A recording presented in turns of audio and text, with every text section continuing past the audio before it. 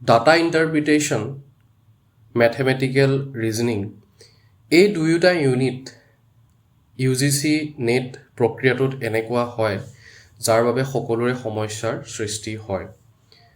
মূলতঃ সমস্যা হয় পৰীক্ষাৰ বাবে প্ৰস্তুতি চলাওঁতে যে এই দুটা ইউনিটৰ বাবে মই বেছিকৈ গুৰুত্ব দিম নে বাকীবোৰ ইউনিটৰ সম্পৰ্কে গুৰুত্ব দিম। পৰীক্ষা দি থকা সময়তো আমাৰ সমস্যাৰ সৃষ্টি হয়।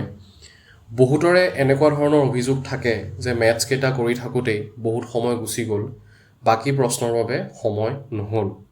অথবা এই প্ৰশ্নকেইটা পৰীক্ষাত যুঁজিও তাৰ শুদ্ধ উত্তৰ উলিয়াব নোৱাৰিলোঁ।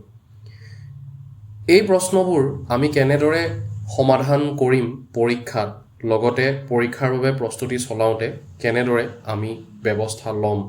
সেই সম্পৰ্কে আজি আমি আলোচনা কৰিম।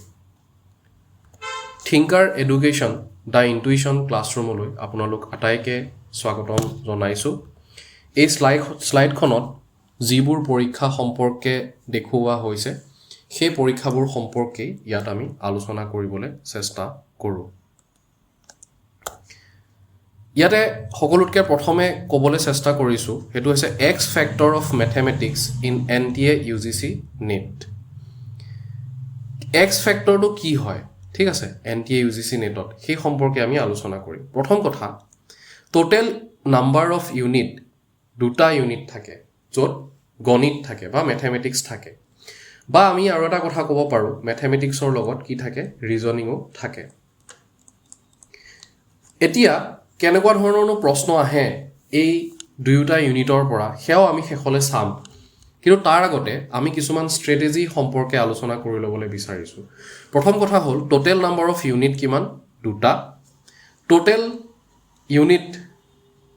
Number of question, total number of question কিমান, 10টা প্ৰশ্ন এই দুয়োটা ইউনিটৰ পৰা আহে। Total mark you can score or lose is 20। এই দুটা ইউনিটত যদি আপুনি ভালকৈ গুৰুত্ব দিয়ে তেতিয়াহ'লে 10টা প্ৰশ্ন থাকিব। সেই 10টা প্ৰশ্ন যদি আপুনি শুদ্ধ কৰিব পাৰে তেতিয়াহ'লে আপোনাৰ মাৰ্ক আহিব 20 নম্বৰ আহিব, আৰু যদি আপুনি কৰিব নোৱাৰে তেতিয়াহ'লে 20 নম্বৰ এটা আপোনাৰ গুচি যাব। But the real picture is different. কেৱল 20 নম্বৰেই নহয়, হয়তো সেই প্ৰশ্নকেইটাই আপোনাৰ আৰু বাকী আৰু 10টা নম্বৰ বা আৰু 20টা নম্বৰো আপোনাৰ লৈ যাব পাৰে। সেইকাৰণে এই দুয়োটা ইউনিটৰ বাবে আমাৰ সঠিক ষ্ট্ৰেটেজি লাগিব প্ৰিপাৰেশ্যনৰ সময়তো আৰু পৰীক্ষাৰ সময়তো। সেই সম্পৰ্কে আজি আমি ভিডিঅ'টোত আলোচনা কৰিম। What portion of the allotted 3 hours will you use for this 2 unit. এই যি দুটা ইউনিট থাকে, এই দুটা ইউনিটত আমি 3 ঘণ্টাৰ মুঠ কিমান সময় ব্যৱহাৰ কৰিম, সেইটোৱে হ'ব মূল প্ৰশ্ন, ঠিক আছে। এতিয়া কথাটো কি হয়, সকলোৱে প্ৰথমতে গৈ পৰীক্ষা হলত সোমাই ডাটা ইণ্টাৰপ্ৰিটেশ্যনৰ প্ৰশ্নটো পায়, আৰু ডাটা ইণ্টাৰপ্ৰিটেশ্যনৰ প্ৰশ্নটো যেতিয়া তেওঁলোকে পায় তাতে তেওঁলোকে লাগি আধা ঘণ্টামান সময় পাৰ কৰি দিয়ে। তাত 5টা প্ৰশ্ন থাকে, সেই 5টা প্ৰশ্ন যদি আপুনি সমাধান কৰে তেতিয়াহ'লে 10 নম্বৰ পাব। কিন্তু যেতিয়া প্ৰথমতে গৈ পেলাই আমি ডাটা ইণ্টাৰপ্ৰিটেশ্যনটো কৰিবলৈ লওঁ তেতিয়া কি হয়, ডাটা ইণ্টাৰপ্ৰিটেশ্যনৰ ৰিজাল্ট নোলায়, আমাৰ মূৰটো লাহেকৈ গৰম উঠি আহে, আৰু শেষত কি হয় আমি দেখিলোঁ যে আমাৰ সময়ো গৈ আছে, বাকীবোৰ প্ৰশ্ন আমি এটা এনজাইটিৰ মাজেৰে দিবলৈ চেষ্টা কৰোঁ, এটা অস্থিৰতাৰ মাজেৰে বাকীবোৰ প্ৰশ্ন আমি এটেম্প্ট কৰিবলৈ যাওঁ। তেতিয়া কি হয়, এইটো সমস্যা কেৱল UGC নেটতে নহয়, সকলো ধৰণৰ কম্পিটিটিভ এক্সামতে এইটো সমস্যা দেখিবলৈ পোৱা যায়। এই সমস্যাটোৰ সমাধাননো কি, ঠিক আছে। সেইকাৰণে মই প্ৰশ্নটো কৰিছোঁ প্ৰথমতেই যে আপুনি এই দুয়োটা ইউনিটৰ বাবে মুঠ 3 ঘণ্টাৰ কিমান অংশ ব্যৱহাৰ কৰিব, কিমান ভেলু কিমান, সেইটো আমি গুৰুত্ব দিব লাগিব। কাৰণ মানুহৰ জীৱনটো যিহেতু এটা পৰীক্ষাই হয়, মানুহৰ জীৱনত কোনোবা এটা বিষয়ক বা কোনোবা এজন মানুহক, ঠিক আছে, বা কোনোবা এটা সমস্যাক, কোনোবা এটা ঘটনাক আমি সিমানখিনি গুৰুত্ব দিব লাগে যিমানখিনি তাৰ আচলতে গুৰুত্ব আছে। ঠিক একেটা কথাই মেথমেটিক্স ইন NTA UGC নেটতো হয় যে এই দুয়োটা ইউনিটৰ কিমান গুৰুত্ব আছে সেই গুৰুত্ব মতেই তাক আমি গুৰুত্ব দিব লাগিব, তাতকৈ বেছিও নহয় তাতকৈ কমো নহয়, ঠিক আছে। কমপ্লিট ষ্ট্ৰেটেজি গোটেইখিনি কথা আজি আমি আলোচনা কৰিম, আৰু কেনেকৈনো আপোনালোকে এই দুটা ইউনিট প্ৰস্তুতি চলাব পাৰে বা পৰীক্ষা হলত কেনেকৈ ইয়াতে অন্ততঃ 10টা নম্বৰৰ 20টা নম্বৰৰ ভিতৰত 10টা প্ৰশ্নৰ ভিতৰত আপুনি 5টা প্ৰশ্ন কৰি আহিব পাৰে, আৰু আপুনি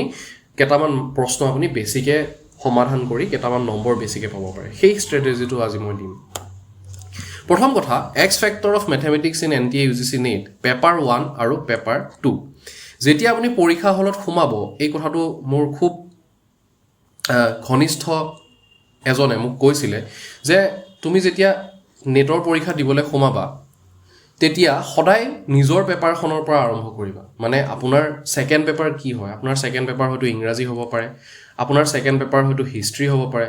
পলিটিক্যাল সায়েন্স হ'ব পাৰে এডুকেশ্যন হ'ব পাৰে ইকনমিক্স হ'ব পাৰে যিকোনো পেপাৰ আপোনাৰ সেকেন্ড পেপাৰ হ'ব পাৰে সেই নিজৰ বিষয়টো আপুনি হায়াৰ সেকেন্ডাৰীৰ পৰা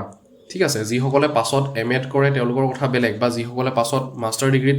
বিষয় সলনি কৰে তেওঁলোকৰ কথা বেলেগ যিসকলে হায়াৰ সেকেন্ডাৰী বা পঢ়ি আহিছে পলিটিক্যাল সায়েন্স গ্ৰেজুৱেচনত 3 বছৰ মাষ্টাৰ ডিগ্ৰী 2 বছৰ পঢ়িছে মুঠ 7 বছৰ তাত আপোনাৰ দখল নিশ্চয় বেছি হ'ব সেই কাৰণে সদায় সকলোতকৈ প্ৰথমে পেপাৰ 2 ৰ পৰা আৰম্ভ কৰিব start your exam from question number 51 question number 1 ৰ পৰা নহয় কাৰণ 1 নম্বৰ প্ৰশ্নটো সদায় ডাটা ইন্টাৰপ্ৰিটেচন থাকে তাত আপুনি কেতিয়াও ক্লিক নকৰিব ক্লিক কৰিব কিমান question number 51 it is your own subject of expertise কিয় হয় কাৰণ আপুনি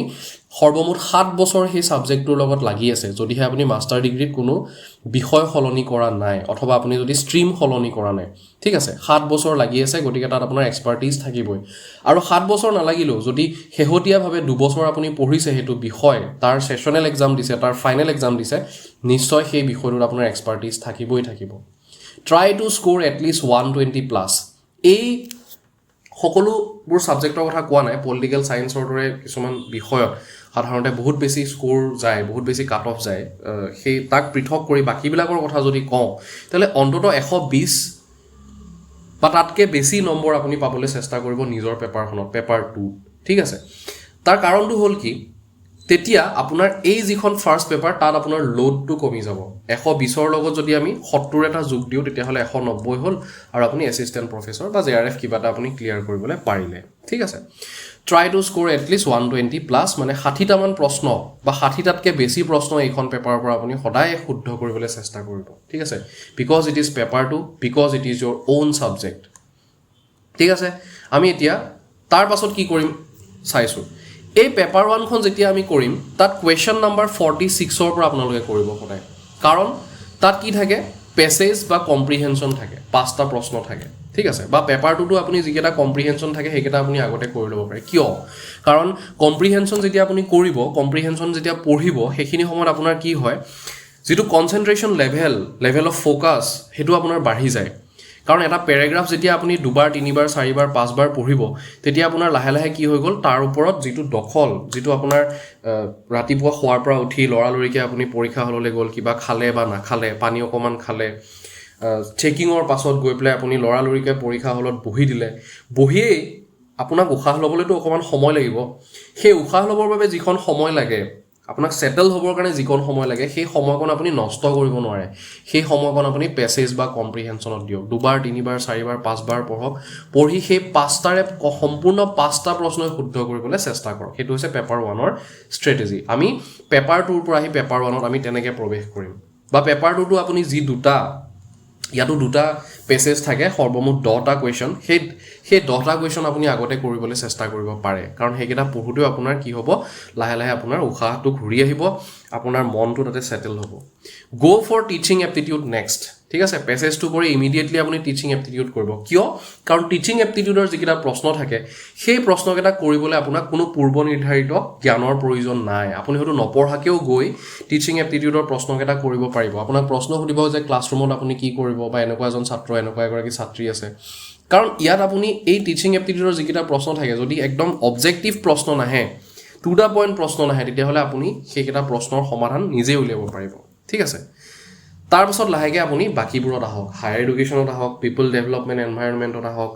বা আপুনি লাহেকে ৰিসাৰ্চ এপ্টিটিউডত আহক এটেম্প্ট অল আদাৰ ইউনিটস সেই ইউনিট কেটা আপুনি ব্যৱহাৰ কৰি লওক ঠিক আছে তাৰ পাছত আপুনি চাওক যে সময় কিমান আছে আপোনাৰ ইয়াতে যেটো সময় উলাই থাকিব আপুনি সময়টো চাব যে আপোনাৰ হাতত আৰু কিমান সময় আছে save last 30 minutes time for 20 okay last 30 minutes time হেখৰ 30 minute সময় আপুনি বচাই ৰাখিব লাগিব কিয় বচাব সেই 30 মিনিট কেনেকৈ ব্যৱহাৰ কৰিব মই কৈ দিছো 20 of attempting questions from DI and mathematical reasoning 20 মিনিটত আপুনি যিখিনি ডাটা ইন্টাৰপ্ৰিটেচন আছে আৰু যিখিনি মেথমেটিক্যাল ৰিজনিং আছে হেখিনি আপুনি কৰিবলৈ কিন্তু চেষ্টা কৰিব লাগিব 30 মিনিটটা বচাই চাওক এই 30 মিনিটটোৰ মূল্য আপোনাৰ জীৱনত আছে আপোনাৰ UGC নেটৰ পৰীক্ষাটোত এই 30 মিনিটটোৰ মূল্য আছে সেই 10টা প্ৰশ্নৰ মূল্য আছে কিন্তু সেই 30টা মিনিট পৰীক্ষাৰ আৰম্ভণিতে নহয় পৰীক্ষাৰ শেষত আপুনি দিব লাগিব যাতে সেই 10টা কোৱেশ্চন কৰিবলৈ যাওঁতে আপোনাৰ বাকি 140টা কোৱেশ্চনত 140টা প্ৰশ্নত আপোনাৰ প্ৰভাৱ নপৰে হেতু কাৰণে কি কৰিব লাগিব ইয়াতে সেই 30 মিনিটটো আপুনি শেষত সৎব্যৱহাৰ কৰিব আগত আপুনি তাৰ কি বুলি ক'ব এটো অপব্যৱহাৰ নকৰিব পৰীক্ষাৰ আৰম্ভণিতে ঠিক আছে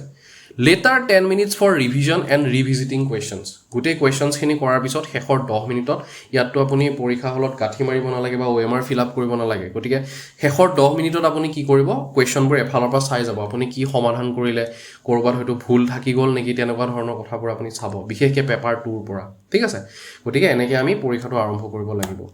তাৰ পাছত strategic approach to the syllabus এতিয়া আমি আহো syllabus খনৰ কথালে এতিয়া মই এই কাৰ সিনডাল দিয়াৰ এটা কাৰণ আছে তাৰ কাৰণটো হ'ল যেটো ইউনিট 5 হয় তাত কি আছে ৰিজনিং আছে আৰু ৰিজনিংত কি হয় সদায় নাম্বাৰ সিৰিজ লেটাৰ সিৰিজ আৰু কোডস এন্ড ৰিলেশনশিপ এই কেটাৰ পৰা বাহিৰে বেলেগ প্ৰশ্ন মই আজিলৈকে দেখা নাই ঠিক আছে সিটিং এৰেঞ্জমেন্ট কিবা কিবি ব্লাড ৰিলেশন এইবোৰ আপুনি পঢ়িব নালাগে নাম্বাৰ সিৰিজ লেটাৰ সিৰিজৰ প্ৰশ্ন থাকিবই কোডস এন্ড ৰিলেশনশিপ সম্পৰ্কে আপুনি অলপমান চাই ল'ব মই বাৰু PYQ দেখাই দিম আৰু আলোচনাও কৰিম তাৰ পাছত আহিলে mathematical aptitude fraction time distance ratio proportion and percentage profit and loss interest and discounting averages এই বিষয়বোৰ আপুনি খুব ভালকে পঢ়িব লাগিব এই বিষয়বোৰ যেতিয়া আপুনি প্ৰিপাৰেচনৰ আৰম্ভণি যেতিয়া কৰিব এতিয়া আজিৰ দিনটোৰ পৰা UGC নেটৰ পৰীক্ষা এতিয়া 31 ডিসেম্বৰ 2025 ৰ পৰা আৰম্ভ হ'ব তাৰ মানে আজি মই যিখিনি সময়ত এই ভিডিওটো ৰেকৰ্ড কৰি আছো সেইখিনি সময় হৈছে আজি 31 ডিসেম্বৰ ঠিক আছে সৰি 31 অক্টোবৰ আৰু আজিৰ পৰা সম্পূৰ্ণ 61 দিন আছে 61 ডেজ তাৰ মানে আপোনাৰ হাতত 2 মাহ সময় আৰু আছে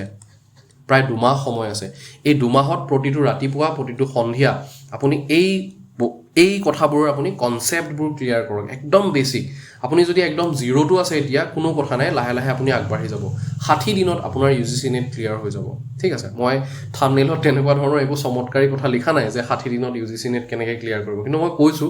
যে 60 দিনত আপুনি কৰিব পাৰিব যদিহে আপুনি এনেকৈ পঢ়ে ঠিক আছে ফ্ৰ্যাকশন টাইম এন্ড ডিসটেন্স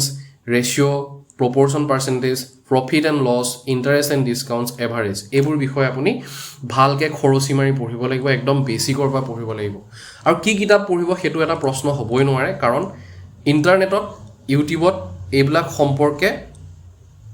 বহুত ভিডিও আছে যিমান ভিডিওৰ আপোনাৰ প্ৰয়োজন কোনোবা এজন শিক্ষকৰ পৰা কোনোবা এজন এডুকেটৰৰ পৰা যদি আপুনি বুজি পোৱা নাই তেতিয়া হলে আন এজন এডুকেটৰৰ পৰা আপুনি চাই ল'ব পাৰিব ঠিক আছে তেনেকৈ চাই আপুনি এইবিলাকৰ বেসিক কনসেপ্ট ক্লিয়াৰ কৰক আৰু প্ৰশ্ন এটেম্প কৰক PYQs যিমান বেছি PYQ এটেম্প কৰিব সিমানে আমাৰ লাভৱান মানে আমি লাভৱান হ'ব পাৰিম ঠিক আছে এতিয়া এই কাৰ সিনডাল মই কিয় দিছো এই ইউনিটবোৰৰ প্ৰথম এমাহ সময় আপুনি লৈ লওক এই ইউনিটবিলাক সলভ কৰাত বা আপুনি 15 দিন বা 10 দিন বা আপুনি যেহেতু 7টা টপিক ইয়াতে আছে এইকেটাৰ বাহিৰত একো প্ৰশ্ন নাহে সাধাৰণতে নাহে দেই এই 7টাত আপুনি 15 দিন দিয়ক এটা ইউনিটত আপুনি 2 দিনকে দিয়ক আৰু শেষত এদিন আপুনি ৰিভাইজ কৰিবলৈ ৰাখক মানে 14+1 15 দিন সময় ইয়াত দি দিলে লগতে আপুনি মাজে মাজে ৰিজনিংও দুই এটা প্ৰেক্টিস কৰি থাকিলে PYQ ৰ পৰা তাৰ পাছত 15 দিন গোল থাকিলে আপোনাৰ হাতত 45 দিন এইখিনি কথা যেতিয়া আপুনি শিকি যাব তাৰ পাছত লাহেকে আপুনি ইয়ালে হওক ইউনিট নাম্বাৰ 7 যত কি আছে ডাটা ইন্টাৰপ্ৰিটেশন ঠিক আছে তাত কি আছে সোর্সেস আছে acquisition and classification of data quantitative and qualitative data graphical representation bar chart histogram pie chart table chart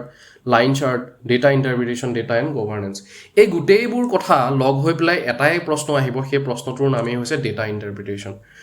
এতিয়া সেই ডেটা ইন্টাৰপ্ৰিটেশন যেতিয়া কৰিব তাত কিনো থাকিব সংখ্যাটো থাকিব তাক কি থাকিব পাৰ্সেন্টেজটো থাকিব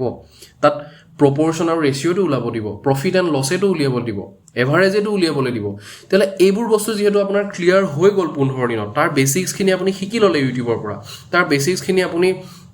ভাইটি ভন্টিৰ কিতাপ ক্লাস 5 ক্লাস 6 ক্লাস 7 ক্লাস 8 ৰ কিতাপত এইবোৰ বস্তু পাই যাব NCERT ওয়েবসাইটত গৈ তাৰ কিতাপসমূহ আপুনি ডাউনলোড কৰি চাব পাৰে অথবা ওচৰৰ কোনোবা স্কুললৈ গৈ থকা ল'ৰা ছোৱালীৰ পৰা কিতাপখন আনি চাব পাৰে সেই বেসিক্স খিনি যে শিকি গল সেই বেসিক্স খিনি এতিয়া আপুনি 45 নম্বৰ দিনৰ পৰা 45 নম্বৰ দিন বুলিয়ে কৈছো বা ডে 40 ক্ষমা কৰিব 16 হ'ব ডে 16 ৰ পৰা 15 দিন শেষ কৰাৰ পাছত 16 নম্বৰ দিনটোৰ পৰা আপুনি ডেটা ইণ্টাৰপ্ৰিটেশ্যন কৰিবলৈ আৰম্ভ কৰি দিয়ক আৰু যেতিয়া ডেটা ইণ্টাৰপ্ৰিটেশ্যন আপুনি কৰিবলৈ আৰম্ভ কৰিব লাহে লাহে আপোনাৰ ডেটা ইণ্টাৰপ্ৰিটেশ্যনৰো কৰাৰ যিটো স্কিল ঠিক আছে it's all about a skill সেই স্কিল আপুনি যেতিয়া আপোনাৰ ভিতৰত আহিব সেই দক্ষতা আপোনাৰ মাজত যেতিয়া লাহে লাহে বিকাশ হ'ব সেই ডেটা ইণ্টাৰপ্ৰিটেশ্যন কৰাৰ দক্ষতাই আপোনাৰ কিন্তু এই মেথছবিলাকো ক্লিয়াৰ কৰি যাব ইয়াৰ কনচেপ্টবিলাকো লাহে লাহে ক্লিয়াৰ হৈ যাব হৈ গ'ল আপুনি 15 দিনত 15টাও যদি ডেটা ইণ্টাৰপ্ৰিটেশ্যন কৰে মানে 15ৰ লগত আমি 5 গুণ কৰিব লাগিব কাৰণ প্ৰতিটো ডেটা ইণ্টাৰপ্ৰিটেশ্যনত 5টাকে প্ৰশ্ন থাকিব 5 5 গুণ 25ৰ 5 7 গুণ 2 5 গুণ 5 6 7 75টা কুৱেশ্যন আপুনি কৰিলে সেই কুৱেশ্যন কেইটা কিহৰ হ'ব ডেটা ইণ্টাৰপ্ৰিটেশ্যনৰ পৰা ক'বাত পাৰ্চেন্টেজ উলিয়াব দিব ক'বাত ৰেচিঅ' ঠিক আছে ক'বাত প্ৰফিট এণ্ড লছ ক'বাত ডিসকাউন্ট ক'বাত এভাৰেজ এইবোৰ উলিয়াব দিব গতিকে ইয়াৰ পৰা কি হ'ব আপোনাৰ এটা গুলিত দুটাকৈ শিকাৰ হ'ব আৰু এটা গুলিত দুটা শিকাৰ হোৱা মানে কি আপুনি ইউনিট নাম্বাৰ 7তো আপুনি এক্সপাৰ্ট হ'ব পাৰিব আৰু ইউনিট নাম্বাৰ 5 নম্বৰ ইউনিটতো আপোনাৰ লাহে লাহে দক্ষতা বিকাশ হ'ব ঠিক আছে তো এইটো হৈছে strategic approach to the syllabus আজিয়ে কিন্তু আৰম্ভ কৰক সময় আমাৰ সমাগত মাত্ৰ 60টা দিন বা 61টা দিন অৰ্থাৎ দুটা মাহ আমাৰ হাতত আছে পৰীক্ষাৰ বাবে গেম চেঞ্জাৰ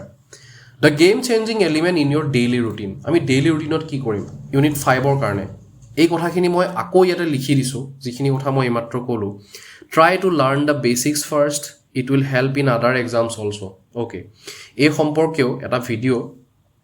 আমাৰ আছে যে কোনটো পৰীক্ষাৰ বাবে আমি প্ৰথমে পঢ়িম বা কোনটো পৰীক্ষাৰ বাবে প্ৰস্তুতি চলাম কাৰণ ইমানবোৰ পৰীক্ষা আপুনি মাষ্টাৰ ডিগ্ৰী কৰি আছে নেট দিয়াৰ কথা ভাবিছে কিন্তু মানুহে সুধি দিয়ে এডিআৰই পৰীক্ষা দিয়া নাছিল নেকি এসআই পৰীক্ষা দিয়া নাছিল নেকি জিটিপিজিটি দিয়া নহল নেকি ঠিক আছে গতিকে কোনটো পৰীক্ষাৰ বাবে আমি প্ৰস্তুতি চলাম কোনটো পৰীক্ষাত ফোকাস কৰিম হেতুৱে আমাক কি কৰে বৰ বেছি খেলিমেলি লগাই তাৰ লগতে এপিএসসিৰ কথাও মানুহে কৈ থাকে আমি নিজেও মাজে মাজে ভাবো গতিকে এই বেসিক্স ক্লিয়াৰ কৰা কথাটোৱে আপোনাক বাকিবোৰ পৰীক্ষাটো কিন্তু সহায় কৰিব এইবোৰৰ বিষয়ে আমি সেই ভিডিওটোত আলোচনা কৰিম Attempting PYQ is the game changing factor ঠিক আছে আপুনি যেতিয়া প্ৰিভিয়াস ইয়াৰ কোৱেশ্চন বিলাক আলোচনা কৰিব সেই কথাটোৱে আপোনাৰ বাবে কি হৈ যাব এটা গেম চেঞ্জিং ফেক্টৰ কাৰণ প্ৰিভিয়াস ইয়াৰ কোৱেশ্চনত যেনেকুৱা ধৰণৰ প্ৰশ্ন আহিব তেনেকুৱা ধৰণৰ প্ৰশ্নই আপোনাৰ নেক্সট যেটো UGC NET সেই পৰীক্ষাটো তেনেকুৱা ধৰণৰ প্ৰশ্নই থাকিব Unit number 7 ইয়াৰ পৰা আমি কি কৰিম start your day with a question from data interpretation আপুনি যদি KVS মাদান কিতাপখন লৈছে বা আপোনাৰ হাতত যদি যথেষ্ট পৰিমাণে PYQ আছে বা আপুনি নেটত ওয়েবসাইট ভিজিট কৰি PYQ আৰু তাৰ সলিউশনবোৰ পাইছে তেলে তেনেকুৱা এটা ডেটা ইন্টাৰপ্ৰিটেশ্যন ৰাতিপুৱাই আপুনি আৰম্ভ কৰি দিয়ক হেতু ৰাতিপুৱাই আপুনি সলভ কৰিবলৈ চেষ্টা কৰক নিজে তাৰ পাছত আপুনি লাহে লাহে গম পাব আপোনাৰ ভুল কোড হৈছে it should be practiced solved using pen paper method আপুনি পেন আৰু পেপাৰ লৈ হেতু সলভ কৰিব এনে কিনো নকৰিব ঠিক আছে কম্পিউটাৰত বা মোবাইলত নহয় নিজে পেন পেপাৰ লৈ মুখস্থ মানে প্ৰেক্টিস কৰিবলৈ চেষ্টা কৰিব ঠিক আছে এতিয়া আমি চাও যে পৰীক্ষাত কি আহিছিল a person takes a loan এই প্ৰশ্নকেইটাৰ সমাধান মই আজি নকৰো আমি বেলেগ এটা ভিডিওত এই প্ৰশ্নকেইটাৰ সমাধান কৰিম মই মাত্ৰ দেখাব বিচাৰিছো কি আহিছে এটো আহিছে এটা প্ৰফিট এণ্ড লছৰ প্ৰশ্ন এনেকুৱা স্টেটমেন্ট বেসড প্ৰশ্ন এটো এটা নিউ ট্ৰেন্ড হয় নতুনকে এনেকুৱা ধৰণৰ প্ৰশ্ন পৰীক্ষাত আহিবলৈ লৈছে আৰু এই প্ৰশ্নটো এনেকুৱা প্ৰশ্ন হয় কেনেকৈ সমাধান কৰিব লাগে মই বুজাম এই প্ৰশ্নটো গুটেইবিলাক দেখি যিমান টান লাগিছে সিমান টান নহয় প্ৰশ্নটো এনেকুৱা ধৰণৰ প্ৰশ্ন আমি যেতিয়া সলভ কৰিম তেতিয়া আমাৰ এটাই ষ্ট্ৰেটেজি হ'ব যে আমি ইয়াৰ দ্বাৰা বহুত কথা শিকিম ঠিক আছে আমি কেৱল ইয়াতে চাওক স্পিড এণ্ড ডিসটেন্সৰ কথাও আছে এটো কমপ্লিটলি স্পিড এণ্ড ডিসটেন্সৰ পৰা আহিছে গতিকে তেনেকুৱা ধৰণৰ প্ৰশ্ন আজিকালি আহিবলৈ লৈছে এইবোৰ প্ৰশ্ন সমাধান কৰিলে বাকিবোৰ কথা আমি শিকিব পাৰিম গতিকে প্ৰশ্নৰ লেভেলটো চাই আপোনাক মই এটা কথা কৈছো ম্যাথছ কেতিয়াও প্ৰথমে কিন্তু নকৰিব এইবোৰ প্ৰশ্নত যদি আপুনি আউল লগাই লয় তেতিয়া হলে বাকি গুটেইখিনি আপোনাৰ শেষ হৈ যাব ইয়াত চাওক আকৌ প্ৰফিট এণ্ড লছৰ এটা প্ৰশ্ন আহিছে ঠিক আছে ইনভেষ্টমেন্টৰ কথা আহিছে তো এইবিলাক আমি সম্পূৰ্ণৰূপে কিহৰ ওপৰত ডিপেন্ড কৰিব প্ৰেক্টিছৰ ওপৰত নেক্সট এটো এটা ইজি প্ৰশ্ন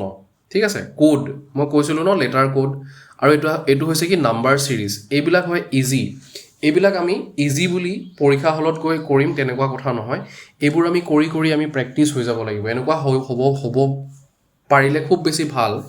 যে যদিহে আমাৰ প্ৰেক্টিছ কৰা বুৰৰ পৰাই পৰীক্ষাত প্ৰশ্ন আহি গৈছে তেতিয়া আমাৰ বাবেটো আৰু ভাল কথা ঠিক আছে গতিকে এখিনি কথাই মই ইয়াৰ পৰা ক'ব পাৰো আৰু PYQ ৰ পৰা এখিনি কথাই কম এই প্ৰশ্নবোৰ কেনেকৈ সমাধান কৰিব লাগে তাৰ ট্ৰিক্সবোৰ তাৰ ষ্ট্ৰেটেজিবোৰ মই ইয়াৰ পাছৰ ভিডিওবোৰত আলোচনা কৰিবলৈ চেষ্টা কৰিম যিমানখিনি পাৰো মই আপোনালোকৰ বাবে ভিডিওবোৰ তৈয়াৰ কৰি থাকিবলৈ চেষ্টা কৰিম সেই প্ৰচেষ্টা সদায় অব্যাহত থাকিব তথাপি আপুনিও নিজাকৈ এইবোৰ কৰি থাকিলে আপোনাৰ সঁচাকৈ সহায়ক হ'ব এইটো আহিলে ডেটা ইণ্টাৰপ্ৰিটেশ্যন ঠিক আছে আগৰ কেইটা আমাৰ আছিলে ইউনিট নাম্বাৰ 5ৰ পৰা এইটো হৈছে ইউনিট 7 ইয়াত মিনিমাম 20 মিনিট বুলি মই লিখি থৈ দিছোঁ কাৰণ এটা প্ৰশ্নত যদি আমাৰ 5টাত 3 মিনিটকৈ যদি যায় বা 4 মিনিটকৈ যায় 4-5 গুণ 20 মিনিট ইয়াত লাগিব কাৰণ 5টা প্ৰশ্ন থাকিব এই প্ৰশ্নবোৰ সাধাৰণতে কি হয় দেখাত বৰ ভয় লগা এখন টেবল থাকিব বা এটা পাই চাৰ্ট থাকিব এটা বাৰ ডায়াগ্ৰাম থাকিব এটা বাৰ গ্ৰাফছ থাকিব তাক দেখি আমাৰ ভয় লাগিব কিন্তু ভয় খালে নহ'ব তাক আমি কি কৰিম প্ৰেক্টিছ কৰিম সদায় প্ৰেক্টিছ কৰিম কৰি এই চাৰ্টবোৰ আমাৰ চিনাকি যেন লগা হ'ব আৰু এই যে টাইম কনজিউমিং হয় 20 মিনিট যে লৈছে সেইটো আমি 15 মিনিট মানত কৰিবলৈ চেষ্টা কৰিম বা আপুনি যদি পাৰে 10 মিনিটতো কৰিব পাৰে কিন্তু সাধাৰণতে সম্ভৱ নহয় 15 মিনিটত কৰাটোহে আমাৰ সম্ভৱ যেন লাগে ঠিক আছে গতিকে এইবোৰ আমি যিমান পাৰোঁ প্ৰেক্টিছ কৰিম সময় বেছি লয় গতিকে প্ৰথমতে গৈ ডেটা ইণ্টাৰপ্ৰিটেশ্যন আমি কেতিয়াও নকৰোঁ ঠিক আছে আৰু সেই যিটো টাইম কনজিউমিং ফেক্টৰ হয় সেইটোক আমি লাহে লাহে কমাই আনিবলৈ চেষ্টা কৰিম এনেকুৱা ধৰণৰ প্ৰশ্নই কিন্তু পৰীক্ষাত আহি গৈছিলে এইটো এটা হোৱাটছএপ নাম্বাৰ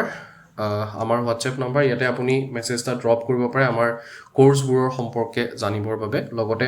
তলত এটা ডেছক্ৰিপশ্যনত হোৱাটছএপ গ্ৰুপৰ লিংক আছে য'ত আমি ফ্ৰী ৱেবিনাৰ্ছ কিছুমান কৰি থাকোঁ UGC নেটৰ বাবে আৰু লগতে বাকীবোৰ পৰীক্ষাৰ বাবে আমি মাজে মাজে তাত প্ৰশ্ন আমি আলোচনা কৰোঁ গতিকে আপুনি সেই গ্ৰুপটো জইন কৰিব পাৰে শেষত আমি আকৌ এটা নতুন বিষয়ৰ সৈতে লগ পোৱাৰ প্ৰতিশ্ৰুতিৰে আপোনাক বহুত বহুত ধন্যবাদ